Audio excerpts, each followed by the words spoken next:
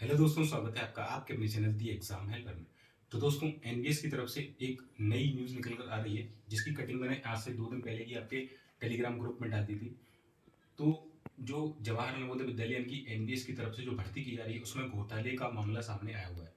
क्या कुछ मामला है, चलिए पूरा कुछ आपको इस न्यूज़ से बता देता हूँ, और क्या 2024 की भर्ती पर इसका इम्पैक्ट पड़ने वाला है वो भी आपको इस वीडियो में बताने वाला हूँ। तो वीडियो को शुरू से लेकर अंत तक देखिएगा। चैनल पर नए, चैनल को सब्सक्राइब कर लेना इस तरह की मोर इंपॉर्टेंट अपडेट के लिए। चलिए, तो इसकी हेडिंग देख सकते हैं आप, जवाहर नवोदय विद्यालय में भर्ती घोटाले का आरोप, हाईकोर्ट का केंद्र को नोटिस जारी। यानी कि हाईकोर्ट ने केंद्र को नोटिस जारी कर दिया है। कौन सा हाईकोर्ट है? पंजाब एंड हरियाणा हाईकोर्ट के द्वारा।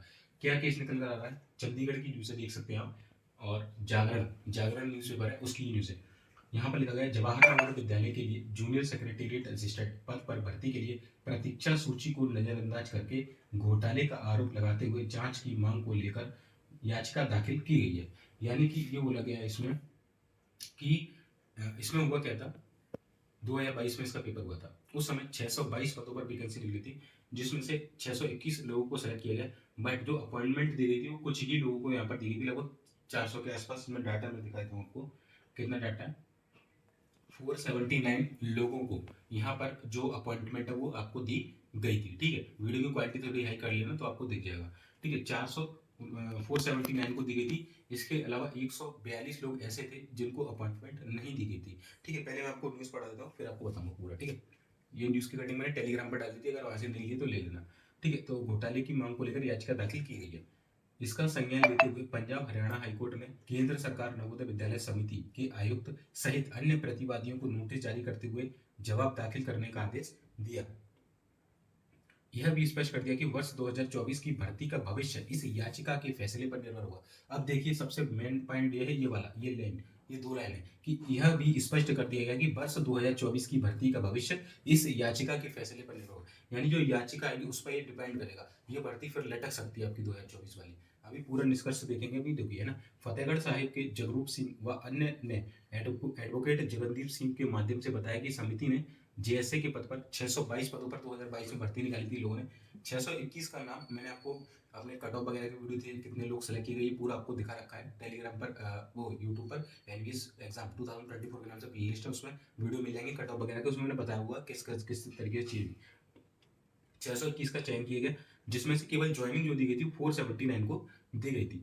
और कम, और बाकी के जो 142 लोग थे उनको इसलिए ज्वाइनिंग नहीं दी। उनका जो रीजन था वो बोला गया कि कम पदों पर नियुक्ति का कारण रिक्त पदों का ना होना बताया गया। यानी कि इन्होंने बोला कि केवल हमारे पास जो जगह है वो 479 जगह हैं, और 142 जगह हमारे पास खाली नहीं है। तो इन्होंने ना तो उसमें बोला कि प्रतीक्षा सूची में डाला गया, बोला कि भविष्य में हम इनको अपॉइंटमेंट दे देंगे। अब उन्होंने ऐसा कुछ नहीं बोला। बट इन लोगों की जो सूची जारी नहीं की गई थी कि कितने लोग वेटिंग में, कितने क्या कुछ यहाँ पर लोग बचे हुए हैं, और कितनी पोस्ट खाली है, कुछ नहीं दिया। बस इन्होंने अपने मुंह से बोल दिया कि 479 को देते हैं, बाकी के लोगों को आगे दी जाएगी भविष्य में, ऐसा बोला गया। बट ये नहीं बोला गया कि कितने लोग सूची में है, कितना क्या कुछ है। तो फिर बोला गया, जब इनके पास बोला कि हमारे पास वैकेंसी नहीं है, कहा गया है कि प्रतीक्षा सूची वालों का पद रिक्त होने पर नियुक्ति दी जाएगी। ये बोला गया कि अभी हमारे पास जगह नहीं है, जैसे ही जगह खाली होगी तो हम इनको अपॉइंटमेंट दे देंगे। इसके बाद क्या हुआ, याची ने, ठीक है, याची ने बताया कि उनके पास ऐसे 6 लोगों के नाम है जिन्हें नियुक्ति दी गई। जो याचिका करता है उसने बताया कि ऐसे 6 लोग हैं जिन्हें नियुक्ति दी गई। कब? जब ये सारा जो 479 को दी गई, उसके बाद कुछ लोगों को, 6 लोग ऐसे थे जिन्होंने नियुक्ति दी गई। लेकिन कौन से वो लोग हैं, लेकिन जिनका नाम ना तो उसकी चयन सूची में था और ना ही प्रतीक्षा सूची में, ना तो वो सिलेक्टेड लिस्ट में थे जो 479 वाली थी, और ना ही जो 142 लोग जो वेटिंग में डाले गए थे उस लिस्ट में भी जो थे, ये 6 लोग शामिल नहीं थे। इसके बाद बोला गया, और ना ही प्रतीक्षा सूची में। एक और 142 लोगों के नाम प्रतीक्षा सूची में डाल दिए गए। तो दूसरी ओर मार्च 2024 में फिर से 360 पदों के लिए आवेदन मांग गए। अब ये बताइए, जब इनके पास भर्ती नहीं है, 142 लोग पहले के अटके हुए 2022 के, उनको अपॉइंटमेंट दी, तो 360 पद इन्होंने कहाँ से निकाल दिए। और ये जो 6 लोगों को भर्ती दी गई है वो इन्होंने कहाँ से दी है भर्ती, इनका तो नाम ही नहीं है लिस्ट में, ये इनका बोलना है। ठीक है, जब 360 पद आप निकाल रहे हो तो इनको पहले भर्ती क्यों नहीं दी आपने 142 लोगों को, इनका ये कहना है घोटाले में। और ये जो 6 लोग हैं ये कहाँ से आए, इनका, इनके बारे में हमें डाटा दीजिए कि ये ना तो लिस्ट में है ना वेटिंग लिस्ट में, तो कहाँ से आई 6 लोग। ठीक है, इसके बाद बोला गया, देखिए, यदि पद रिक्त थे तो उन्हें प्रतीक्षा सूची से भरा जाना चाहिए था। जब 360 पदों पर आप वैकेंसी निकाल रहे हो, तो इनको ही दे देते पहले 142 को, उसके बाद जितने बचते उस पर वैकेंसी निकाल देते। बट इन्होंने एक्शन निकाल दिया, वो पहले के लटके हुए हैं, ठीक है। अभी एक चीज़ मैं बताऊंगा कि अपॉइंटमेंट लेटर आ रहे हैं, ठीक है, सूची से भरा जाना चाहिए। याची ने कोर्ट से अपील की है कि इस घोटाले की जांच करने का केंद्र सरकार को आदेश दिया जाए।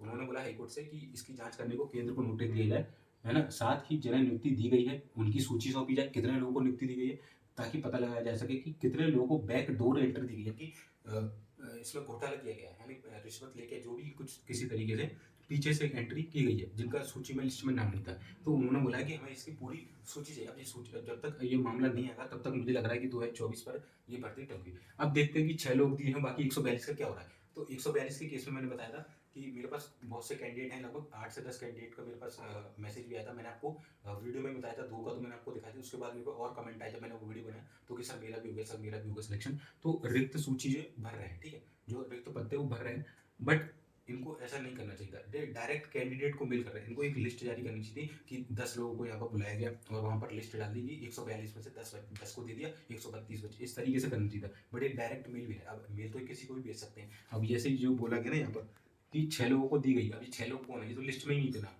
तो इस तरीके से पता नहीं चल पा रहा है। और उन्होंने यहाँ पर साफ साफ बोल दिया गया है कि यह भी स्पष्ट कर दिया गया है कि वर्ष 2024 की भर्ती का भविष्य इस याचिका के फैसले पर निर्भर होगा। तो अब देखना ये होगा कि ये भर्ती कितने समय तक चल पाएगी। वैसे ही एनटीए विवाद में है, अब एनवीएस भी विवाद में आ गया। तो देखना यही होगा कि अब क्या कुछ इसमें होने वाला है, ठीक है। अभी देखिए मामला चला गया है आपका, मामला चला गया है कोर्ट में, ठीक है। तो अब देखते हैं कि इस पर क्या सुनवाई आती है। कोई भी नई अपडेट आएगी तो मैं आपको तुरंत बता दूंगा। फिलहाल के लिए आप अपनी तैयारी करते रहिएगा, और ये मत सोचिएगा कि एग्जाम होगा या नहीं होगा, एग्जाम जरूर होगा, भले ही इसमें फिर भर्ती कम करना पड़े। बट अभी के लिए फिलहाल तो कह सकते हैं कि कुछ नहीं है ना। एंड एग्जाम डेट के बारे में ज़्यादा मत सोचिए। देखिए हालांकि एग्जाम इनको कराना होगा तो करा लेंगे, बट हो सकता है कि बाद में जब फैसला है तो उसके वजह से एग्जाम को कैंसिल भी कर दिया, ये भी सिचुएशन हो सकती है। या तो एग्जाम होगा तो लेट होगा, नहीं हो, अगर पहले ही करा लेते तो अगर इसका आदेश बाद में कुछ ऐसा आ गया जिससे कैंसिल करना पड़े तो भर्ती कैंसिल भी हो सकती है। तो ये अपडेट थी। अपडेट अच्छी लगी हो तो चैनल को सब्सक्राइब कर लेना। अपने कमेंट नीचे सेक्शन में बताइएगा कि आपको क्या डाउट है, और भी तो मैं नेक्स्ट वीडियो में उसको बताने की कोशिश करूँगा। मिलते हैं फिर नेक्स्ट वीडियो में, तब तक के लिए जय हिंद, जय भारत।